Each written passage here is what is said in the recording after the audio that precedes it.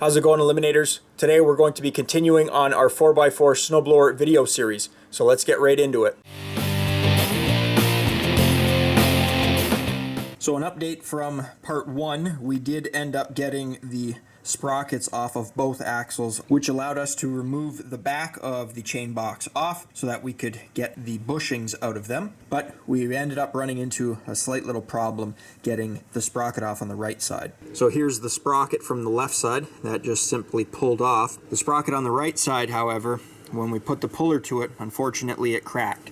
Now this is a cast part, and we were thinking that we could possibly weld this, but because it's cast, it would mean that we'd have to preheat the metal and then weld it. And if we ended up getting this broken piece on a slight angle, when it's welded, then the chain could slip off. I'm going to give you a part number, and I'll put that on screen so you guys can see. This part is completely discontinued from MTD, Cub Cadet, White Outdoors, it doesn't matter. But this is what's known as a C style sprocket. So an A style sprocket would be just the flat sprocket without these little what's known as hubs on either side. Then a B style sprocket is what I'm about to show you. That's where the flat sprocket is off to one side and then you only have a hub on the opposite side. And to get this C style sprocket, because it's discontinued, if the manufacturer had to make it, I was told that it would cost approximately $330. So we're not going to do that. We're not replacing it with a C style sprocket. We went out and sourced a Martin B style sprocket, which we were able to get this sprocket thanks to BDI Canada. And BDI Canada is an industrial parts distributor. They can get you any kind of sprockets, bearings, bushings, belts. If you'd like to see their inventory, you can go to www.bdiexpress. Basically, I ran the number on this OEM sprocket. First of all, I know that this was a 3/4 inch bore with a 3/16 keyway. That's important. Then you have to find out how many teeth this sprocket is. This is a 15 tooth sprocket, and the pitch is 0.5, so that's a 1/2 inch pitch. So that tells you what angle your teeth on your sprocket are. Now this sprocket is hardened, but I'm going to get to why we didn't purchase a hardened sprocket. Here is our replacement sprocket. So this is what's known as a B style sprocket. Like I said, your sprocket is going to be offset and you're going to have what's known as the hub on the other side. So you might be wondering, how are we going to make a B style sprocket work in place of a C style sprocket? And the answer is we're going to machine this to size so that it fits.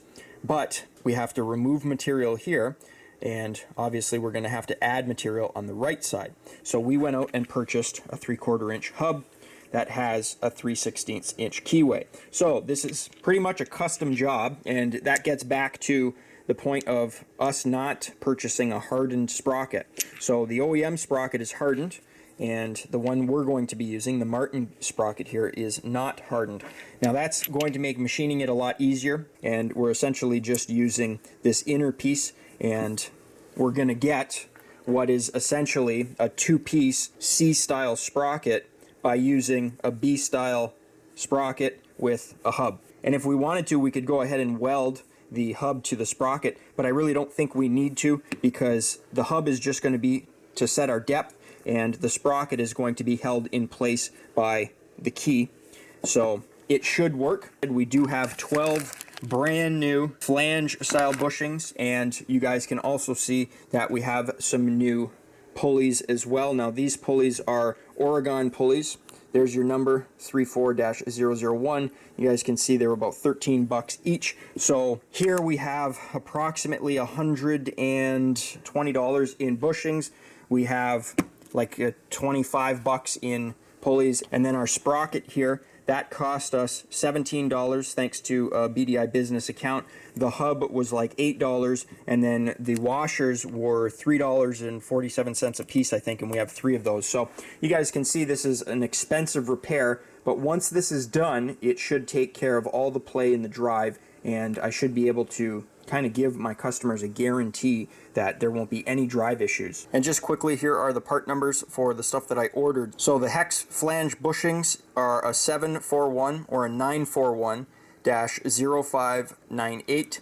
The 3 flat washers are a 736 or a 936-0351. The idler pulleys I got from Oregon, those were the 34-001. I'll put the original MTD part number at the bottom of your screen just for reference though. So while the sprocket and the bushing are out getting machined, I'm just installing the new bushings. And with the jaws of my vise open, I'm just laying this in here and I'm just hammering them flat with my soft blow mallet.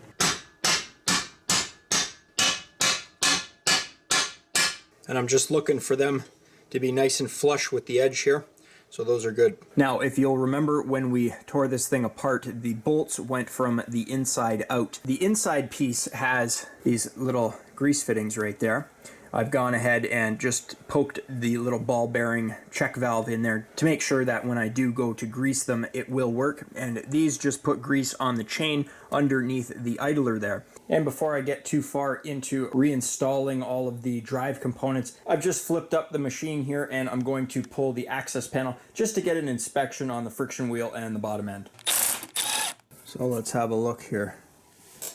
Well, it's actually looking pretty good. Not as dirty and rusty as I thought it would be. It does look like the friction wheel is a little worn down here. You guys can see that there isn't a ton of rubber left on that. So if we look at the friction plate here, we can see there is a gouge up where 6th gear is going to be. Coming down to like 5th, 4th gear, there's a very large gouge here. And then working our way down, it kind of smooths out a bit, and then there's another gouge where your 1st gear or your reverse gear would be. So this snowblower has been primarily used, I'm going to say in about 4th or 5th, because that's where the deepest gouge is. So instead of like replacing this whole plate, we're just going to go ahead and probably put a new friction wheel on here, something with a little bit more rubber so that it has a little bit more material to bite into that friction plate.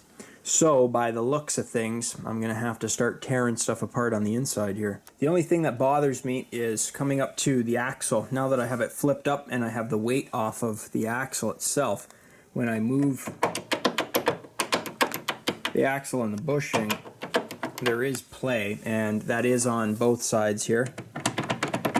They have 2 pins going through the axle. I've popped the spring clip and pulled the pin on the left side here.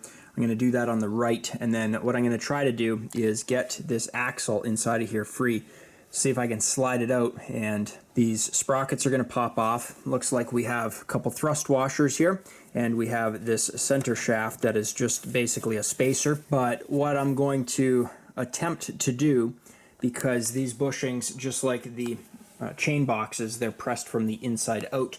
So what I'm going to attempt to do is slide the axle out and then pop out the bushings. I do have 3 bushings that I kept here, and they go from best to worst, and the worst isn't all that bad. So this bushing here has the least amount of play, that one has the most amount of play. We can see that the holes for the pin are no longer lined up, which means that the axle is in fact moving inside of these sprocket hubs. The only thing is they haven't been off in a long time, so they're probably quite seized in place. So I've hit it with some penetrating oil, and I'm basically just going to start hitting it from this side, try to work it side to side as best I can to get it to try and free itself up a little bit. Then I'll probably end up going out to the right side, I'm guessing, because this side was easier for the sprocket to come off. So I'm assuming that this side has the least amount of resistance. So a little update, either the main axle is broken or it's a 2-piece axle. Let's have a look at the manual. So here's our manual, and here is our little spacer tube here. And we can see that on either side it has its own axle. So just like the manual shows, we have 2 separate axles that are held together with this little spacer piece. Now, here's the important part. I have pulled out one of the thrust washers from the right side of the spacer. I like to kind of take note of what I'm taking apart, because if I go to put it back together and I see that, let's say the manual shows a thrust washer there and I don't have one, and maybe it didn't have one when I took things apart, but I didn't take a mental note or a picture, or I can't look at it on my videos, which is always nice, then I'm going to be looking in here for a washer that I may not have. And sure enough, when I went to pull the right axle out, it did not have a thrust washer in between the bushing and the sprocket here. So I've just taken this like that, and I've just laid it back down there. But all is not lost, because I ended up ordering a couple extra of those thrust washers, because they are an MTD part to end. You never know when you're going to need something like that. So I ordered a couple extra, so at least I can replace that. The axle is down here. It looks pretty good. They're not that rusted, which is a great sign. And using the wire wheel on my bench grinder, I went ahead and cleaned up this axle shaft here.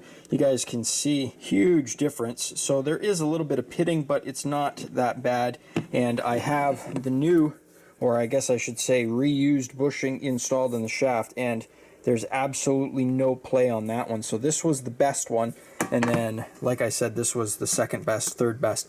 So I'm going to be using that one on the second shaft. But I am ready now to take this back to the machine and reinstall it once I hit it with some Permatex nickel anti-seize. You're really never wasting it, because even the stuff that kind of gets out the side here, I'm going to put that on the other end of the axle. Shout out to Permatex for sending that our way. Okay, so I do have the washer installed in between the bushing and the sprocket on both the outside here and the inside. And the nickel anti-seize is working great, because look how easy that spins in there now. So I'm going to push this axle all the way to the left side, and then we'll go ahead and repeat the same steps off camera that I did on the right side. So the left side is now complete, and I'm just going to go ahead and pop that back in like that, and then all I have to do is come into where the pins go and then line up the holes. Okay, so I got the pins back in, and check this out. Absolutely no play in that bushing, and that was the second worst one. The best one was over here, and there's no play on that one either. So that's a job well done. I'm kind of grateful that I didn't have to buy another two, because that would have been another $16 plus tax. So saved a little bit there. Going back to the friction wheel though, there is that little chip out of it here, but the main thing is just the amount of material that's worn down. It is fairly flat, and there's not a lot of rubber left, so we are going to go ahead and change that, and that's going to be the next project. So that wraps up today's video. We were able to get both the main axle bushings replaced, and we were also able to locate a sprocket that would work using a hub that we're going to be machining so that it's going to be a custom fit. And make sure you keep your eye out for part 3 of this video series if you'd like to follow along. If you enjoyed the video, think about leaving me a thumbs up. You know, it really helps me out. You can click here to subscribe, and click over here to watch one of my previous videos. I upload every single week, so be sure to stop on by next week. Check channel out for new content. And as always, guys, thanks for watching.